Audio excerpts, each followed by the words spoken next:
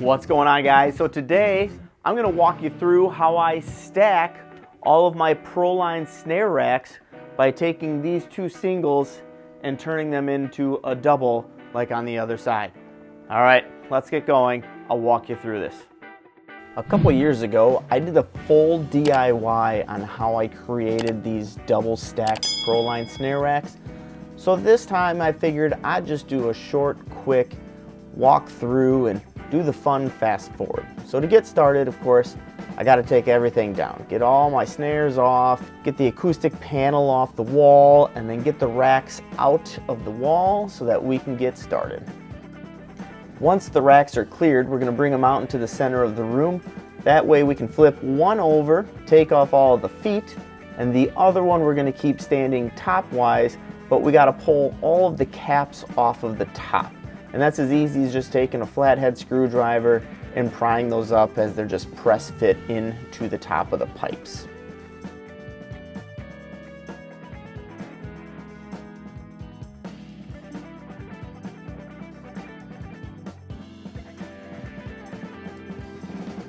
Now we're going to go ahead and get our piping measured and cut.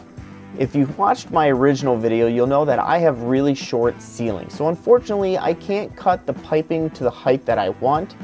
If you want the new middle section to be the same as the bottom and the top, you actually want to run like 21.5 inches.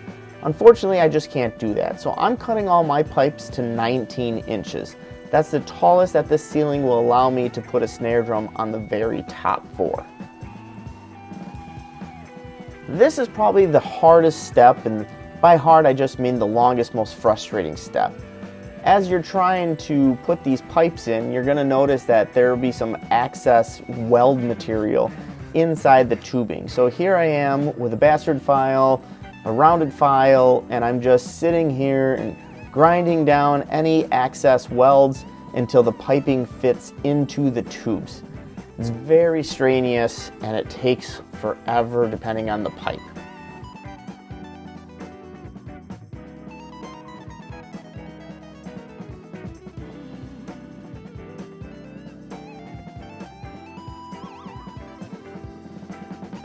Once we're done with our piping, we're going to just take some sandpaper and we're going to sand these down. Now they're going to have a lot of scratches from all the test fits, plus we want to get all the oil and material and the coverage off of the copper piping so that they can be prepped and ready for spray paint. So these don't have to be perfect. We're not painting the Mona Lisa. I'm just spray painting these black. So a nice easy scuffing and we'll be ready for paint. Now this I really don't recommend. I painted this in the basement, and unfortunately I did it in my tool shop, which is where the furnace is, so all the fumes went right into the house and my wife was not happy with me at all. I also didn't realize how thick I was making my first coat, so some of them kind of ran, so I had to wait till they dried, sanded them down, and then repaint them in much lighter coatings. So I would definitely recommend a nice light coat and do several coats. For me, in instance, I did 4 coats of paint after I screwed up the first batch. Now it's time for assembly. I'm going to start with the bottom piece actually, because that's the longer pipe. Now some of them, once you get the paint in there, they're a little tougher to get in. Some went right in, but I just used a mallet to make sure that they were absolutely down as low as they could and hit the screw that they're going to hold on to.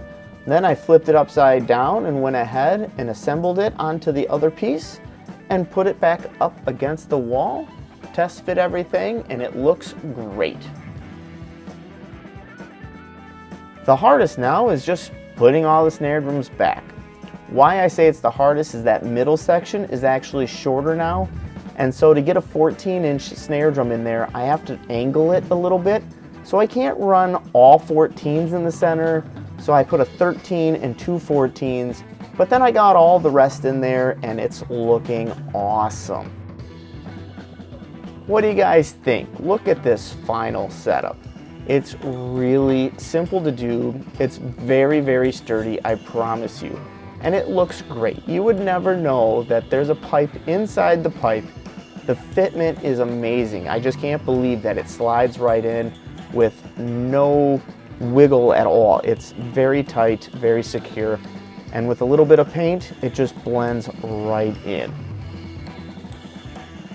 Well, what do you think? With a little bit of pipe, some cutting, measuring, and some paint, which I extremely highly don't recommend painting in your basement, but it's winter here in Wisconsin, there's snow and ice outside, I can't go outside and paint.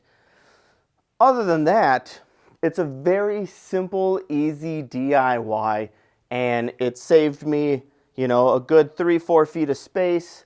Now I can put some more things right there against the wall, and symmetrically, now both sides match. I've got 4 stands on each side, and I'm super happy and excited about that. So everything will look cohesive now. Any questions, comments, whatnot, put them down below. Other than that, thanks for watching.